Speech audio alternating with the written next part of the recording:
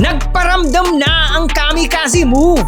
Ang Stage 8 ay may habang 158 kilometers na nagmula dito sa Pagudpud, Ilocos Norte at dinaanan ng mga bayan ng Bangi kung saan makikita ang Bangi Windmills. Dinaanan rin natin ang mga bayan ng Pasukin, Bacara hanggang dito sa napakagandang San Agustin Church sa Paway, Ilocos Norte. Nagumpisang pumadyak ang mga siklista saktong alas 9 ng umaga. Galing sa rest day, halos lahat ng mga siklista ay parang inaasinan. Banat dito, banat doon. Dikit dito, dikit doon. Sa dami ng pangyayari, may ilang sumemplang. Isa na dito si Jinguli ng Soul Cycling Team na agad rin naman nabigyan ng medical attention ng Cardinal Santos Medical Team. Nabawasan rin ng tao ang Standard Insurance Philippines dahil nag-abandon sa palaro si Dave Cangayaw. May nakawalang ilang mga rider pero agad rin naman itong nahahabol. Pero nang pumasok ang 100 kilometer ay nakawala na sila Rustom Lim, Mark Ryan Lago, Tyler Hane, Marvin Mandak, Arif Daniel Norris Nosedi, Charles Ferrer, Benedict Soriano, Mark Pio Lugto, Miguel Obmerga, Erickson De Los Santos, Nash Lim at ang green jersey wearer na si Ivan Anisimov.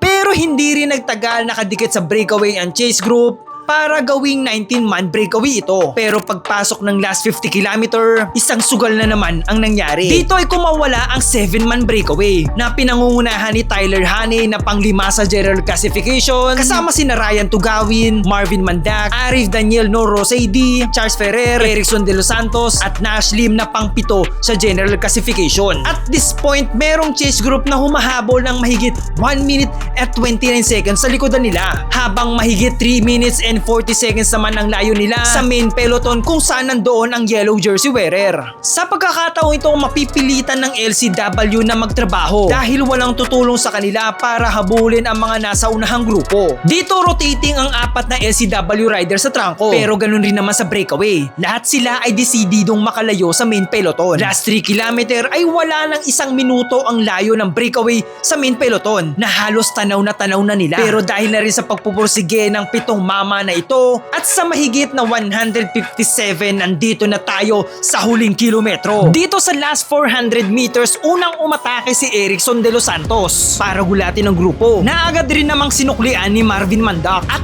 pagpasok ng last 200 meters, sa likod niya nagkaabang lamang si Ryan Tugawin. Pinakawalan na ni Tugawin ang kamikaze move na rimatin ito. Sinubukan rin naman itong sundan ni Norosedi pero naging kapos ito nang makita nating magtaas ng kamay ang pride of Solano Nueva Vizcaya na si Ryan Tugawin. 16 seconds behind, dumating rin naman agad ang peloton. Damage control done pa rin para sa LCW nang mapanatili nila ang best young rider kay Ibrahim Al-Refai, green jersey kay Ivan Anisimov at syempre yellow jersey pa rin ngayong araw si Nikita Shulchenko. Tinanghal naman ang most combative rider ngayong araw si Mark Giro Paulo ng CCN at mahigpit pa rin ang hawak ng Go for Gold sa best team classification.